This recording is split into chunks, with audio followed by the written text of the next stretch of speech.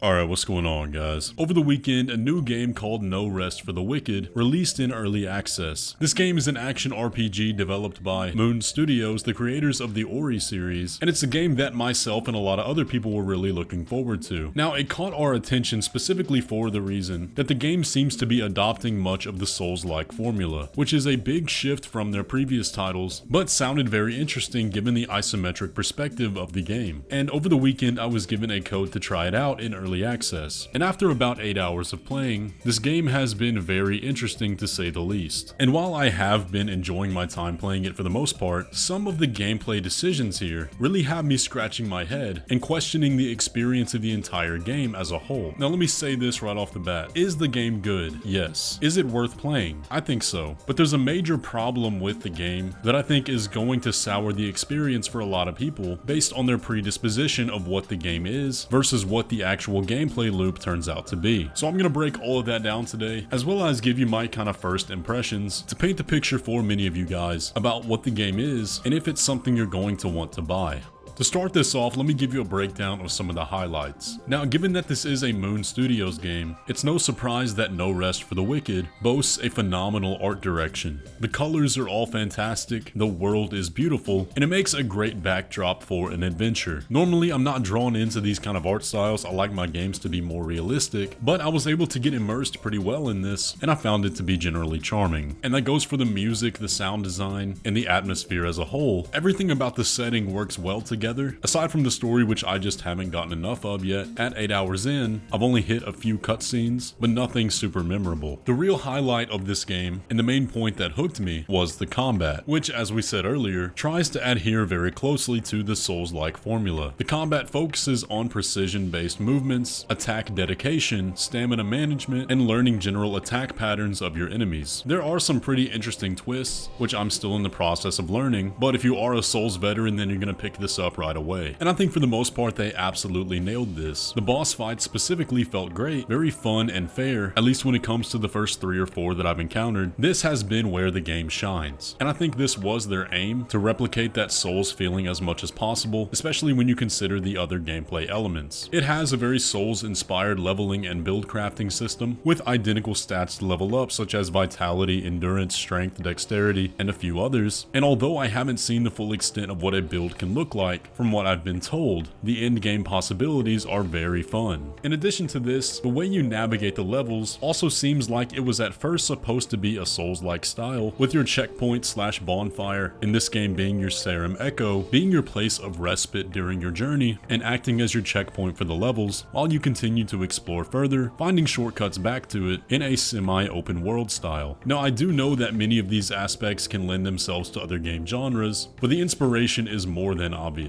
Which I think is a good thing because Souls-likes are my favorite genre of games. And yes, I do think they're a genre, particularly because it's when the game deviates from that formula that everything starts to kind of fall apart. The game has a second side, one that takes extremely heavy roots from survival craft games. So this means much of your time playing the game will be spent gathering ingredients in order to craft recipes, make meals to restore your health, and create useful things that can aid you in battle, as well as things for various side quests. Now, normally I wouldn't have any issue with these kind of mechanics. In fact, I tend to enjoy survival craft games. But the problem is, at least for the beginning of the game, it's like core mechanics that would normally be in ARPGs are taken away and replaced with these survival craft elements. For example, you do not recover health at checkpoints. In order to heal, you have to craft meals. And in order to craft meals, you need multiple different ingredients, as well as have to have unlocked the recipe for that meal, which is just another step in the chain of trying to heal your character. Now, there is a caveat to this. There is a skill you can buy that you can put on your weapon that allows you to heal using your focus bar, which is essentially mana, and builds up as you attack enemies. But the way the game is set up is to craft your meals and use those as your primary mechanism of healing. And at least during my time of playing, this has been an absolute chore, easily the worst part of the game. And let me tell you what makes it that bad. First, Firstly, it's very easy to access areas that are significantly overleveled for your character. For example, once you get to the main city of the game, after beating the first boss, once you finish your general introduction, you will immediately receive a quest to go to a new area that is significantly overleveled for what you should be at that point, which results in you trying to progress but being unable and burning through all of your ingredients. So by that point, you'll likely be completely out of food and go back to the main town to try to find the area that you're a proper level for. But the problem is, the second most likely side quest that you are to pick up after your introduction also takes you into an overleveled area. Not to mention that the game world has no distinction with ledges that can and cannot be interacted with, objects that can and cannot be climbed, or doors that can and cannot be opened, at least as far as I've been able to tell. So that means if you want to fully explore a level, a lot of the time you're going to be running into the wall or trying to climb an object at height but accidentally launch your character off a cliff, since those use the same button, but you have no way of knowing if that object you're trying to climb can be climbed at all. So it's very easy for the player to find themselves in a loop of consistently dying and running out of all resources, which results in a situation that punishes the player but doesn't feel like it's a fault of their own actions. And to top it off, when you die, all of your items take durability damage, which costs your coins to repair, but normally you'd be using those coins to buy ingredients to make meals so that you can heal. So there's this never-ending loop of always being out of resources, meaning that you have to take hour or so long breaks to go grind just to play through the level you otherwise should be doing. Now, are there ways around this? Absolutely. And from what I've heard, the game is very easy to exploit in a way of making an extremely overpowered build. But that's not the way the game communicates its design, and that's not told to the player in nearly any way. And to make matters worse, all materials, whether they're food or weapon upgrades, or used for crafting buildings in the main town, share the same inventory section that only has limited slots, and you can only carry a certain amount of each item before they take up a new slot. It all feels so unnecessary and punishing for no reason. And with other design choices like only being able to fast travel to one serum echo at a time, feels to me like they started with the Souls formula and stripped things away as to not be as much of a Souls-like as it could have been, without considering if it was going to negatively impact the gameplay loop or not. And that's what all of these complaints boil down to, in my opinion. You have this really strong gameplay loop of combat, great boss fights, great level design, fun quests, an engaging and charming main town, an interesting story that could be explored, a very fun and addicting build system. But every time you start to actually try doing something or have fun, you have to constantly think, okay, I'm going to end up paying for this because everything I do is costing resources that could be spent elsewhere or may be needed for something else. The gameplay loop is constantly broken because the very fundamentals you need to play are finite, at least on hand, and always diminishing. And I think this is primarily an early game issue, as you can get enchantment and skills that can take care of the healing, but a lot of that is luck based and requires you to make it part of your build. So overall, I do think this is a great game and definitely worth playing, but if you're going into it expecting it to be primarily action and adventure, also account that the survival craft of the game is going to be about half your journey, and at least from my perspective, that side of the game is not fun at all. If you really enjoy that sort of thing, then more power to you. By all means, enjoy it. I'm not coming on here to tell you not to buy the game or not to enjoy the game or that the game is bad. In fact, I think quite the opposite, but since this is primarily a Souls-like channel, and the majority of the discussion around this game, at least from what I saw, was about its Souls-like mechanics, I just wanted to come on here and make many of you aware of this so that you can be more educated about the game. And feel free to disagree. Again, I've only put 8 hours into it, and I hear a lot of the end game is much better, but man, at least for the early bits, it's been pretty grueling. But for those of you that are playing the game, let me know what you think about it, how your experience has been so far, and if you recommend the game to other people. That's gonna pretty much do it for the video today. If you guys did enjoy, be sure to leave a like on it and subscribe if you're new around here. But with all that, I will catch you in the next one.